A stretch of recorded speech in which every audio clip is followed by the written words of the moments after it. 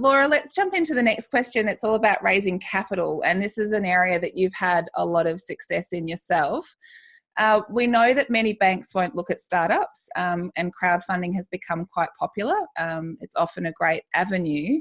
For those who don't know where to start, what do you need to be aware of before launching a crowdfunding campaign? Yeah, for sure, because it's not as simple as just putting it out there and having the money coming in. So basically, before I answer that question, I just want to just go saying that crowdfunding for your venture or your product or your business or whatever, it's got so many more benefits than just raising the money. And this is why I love crowdfunding more than anything. So a successful campaign will make you confident that there's a market for your product or service before you create it. So you're not investing years into creating and developing something and then putting it out there hoping it will sell. You can prove that it's got a market before you do that, and better still, get the money for it in advance. Also, better still, you often by crowdfunding, you'll have a group of really passionate supporters who believe in your vision and will cheer you along every step of the way. And they'll be at the end waiting for you to, create that product or service for them as well. So you've got all that up front. So that's why I really like it. As you hinted at, Julie, I've had a couple of really two crowdfunding campaigns. Both of them were successful. I've raised almost $40,000 through crowdfunding. And one that I will just mention specifically was I raised $16,000 to build my self-sufficiency in the suburbs membership and my website, and also all the training videos. And I raised all that money up front by crowdfunding. And I had over 50 participants who pre-bought that membership, waiting for it before I created it, which was great peace of mind for me and great motivation too, as I was creating all the content. Like, I knew there was people waiting for it. It's like you couldn't get slack and not do it. But there are a lot of things to keep in mind before you launch a crowdfunding campaign. And I'll be really upfront and honest. It's because around 70% of crowdfunding campaigns fail to reach their target. So they're not successful. The biggest cause of those failures is simply a lack of preparation. So you do need to do your research before you launch the campaign, because once you've hit that launch button, it's too late to make improvements or compensate for your lack of preparation. And despite what a lot of people might think, a longer campaign isn't better. You might go, oh, I'll give 60 days to raise the money. But a short, sharp campaign, like I've done both of my campaigns in 10 days. And like I said, raised $40,000 all up in 10 days. It's just, the longer it is, you get most pledges at the start of the campaign, and at the end of the campaign you get that lull period in the middle. So you need to sort of plan for that lull period, because it really messes around with your mindset.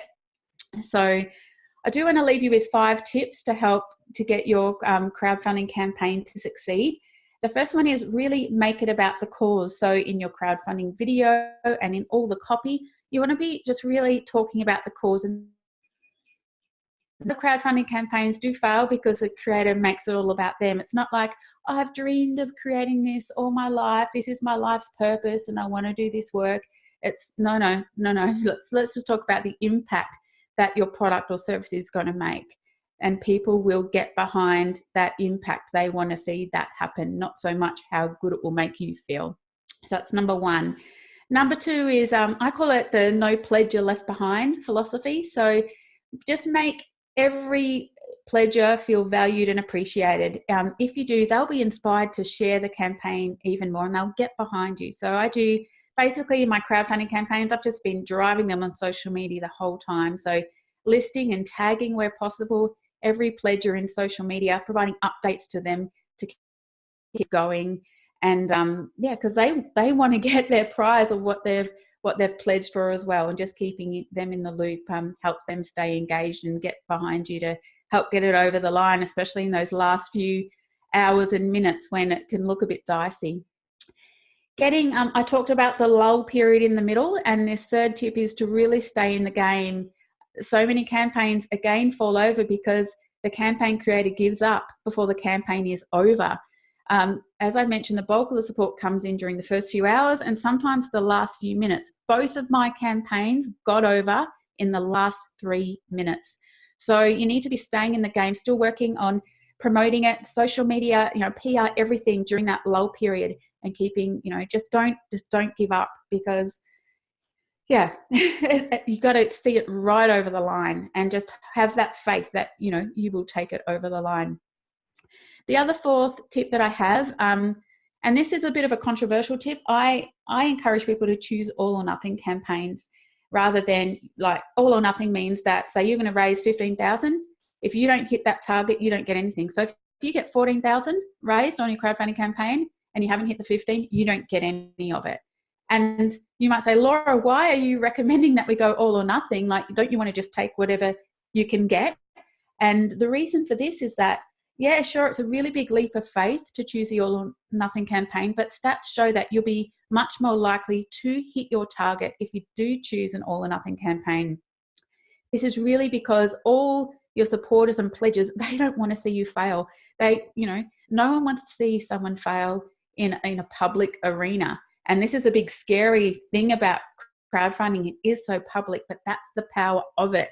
People also, they want their rewards, but they'd hate to see all the money that you've raised just not go anywhere. So I've found in those last few hours when both my campaigns still had thousands, you know, one campaign had $7,000 to go, like 3 hours out from the end. And I'm looking, oh my gosh, this is going to be hard to bring this home. And all my friends and followers are getting quite anxious. Oh my gosh, Laura, this is so scary. I can't bear to watch. But my social media was plastered with all my friends sharing it. Like, you've got to get this over the line, particularly where I was raising the money for the Antarctica trip. So anyway, so this is in contrast to Receive Everything campaigns, where I believe you're basically telling pledges that you'll be happy with whatever you can get. There's no urgency in those campaigns. So people just don't feel the need or the urgency to get behind them so much. So that's why I encourage you to take the plunge and choose all or nothing. And the last tip is to really have a traffic strategy. While there are angel investors out there, the reality is that 9 out of 10 pledges on your crowdfunding campaign come from traffic that you send to your campaign. They come from your network, your extended network. So it pays to have a traffic strategy in place before you launch. So I was driving some Facebook ads to my campaigns, regular blog posts, email marketing before and during that campaign, and also do things like some guest blogging, traditional PR, and paid advertising as well. And just getting back on that 9 out of 10 pledges come from your traffic, sharing it on your personal social media as well. You just never know who's following. Like, the money to participate in the Antarctica trip with the other 80 odd scientists around the world, I had ex-boyfriends pledging on that campaign. And that just totally blew me away. One of them was a guy I haven't spoken to in 20 years. And he pledged on that campaign because he knew that was one of my lifelong dreams, to go to Antarctica. I'd obviously mentioned it to him when we were dating 20 odd years ago. And he saw that. And he put $100 straight on the campaign, and it was, no, Laura, like, good luck, do this. And from an old ex-boyfriend, I thought, wow, this is your network. Your network isn't always who's your inner circle right now. It's way out there, and people want to see you succeed. They really do. The world is not out there to rip everyone down. If you're so aligned with your mission, you will be blown away by the people that want to see you achieve it. So I hope that's answered the question on crowdfunding. So I can talk all day on crowdfunding.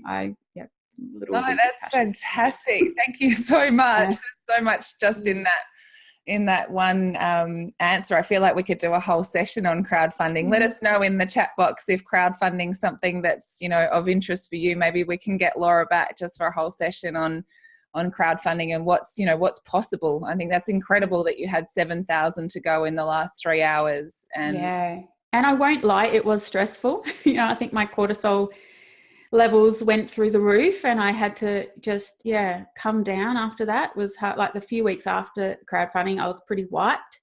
I don't recommend it for health reasons necessarily, but sometimes that an intense thing like that is necessary. Like, that brought the capital in, and then it took the pressure off for months because I just didn't have to. Absolutely. You know what I mean? That crowdfunding campaign brought in, what was it, $22,000, the Antarctica one, in 10 days. Wow, that's incredible.